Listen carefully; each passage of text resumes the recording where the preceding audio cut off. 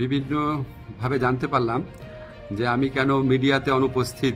এটা নিয়ে সোশ্যাল মিডিয়াতে বিশেষ করে বিভিন্ন জল্পনা কল্পনা হচ্ছে এবং কেউ কেউ এই ধরনের আজগুবি কথাও বলছেন যে আমি নাকি বিদেশে চলে যাচ্ছি।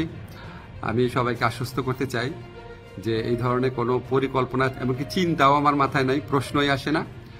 আমি মনে করি এই ধরনের গুজব, গুঞ্জন এবং আজগুবি বিভিন্ন তথ্য যারা ছড়াচ্ছেন, এটা হচ্ছে আজকে ছাত্র জনতার যে ঐতিহাসিক জুলাই বিপ্লবের মাধ্যমে আজকে যে জনগণের প্রত্যাশা সৃষ্টি হয়েছে সেটাকে বিভ্রান্ত করা এবং জনমনে অহেতুক প্রশ্ন সৃষ্টি করার একটা অসৎ উদ্দেশ্যে করা হচ্ছে।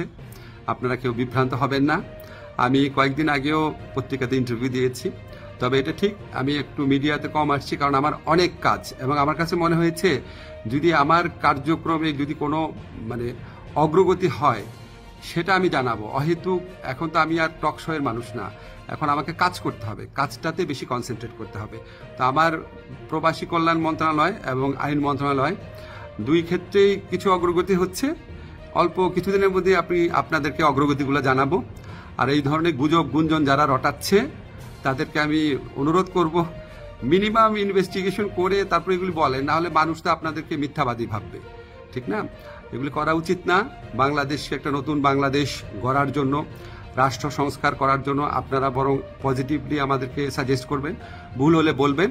একদম সম্পূর্ণ আপনার আজগুবি, একদম অবিশ্বাস্য, অকল্পনীয় তথ্য এগুলি দেওয়া তো কোনো মানে হয় না, এটা এক ধরনের চরিত্র হননও। তো এগুলি করা ঠিক না। আপনারা আশা করি সকল বিভ্রান্তির অবসান ঘটবে আমার বক্তব্যের মধ্যে দিয়ে। সবাই ভালো থাকবেন।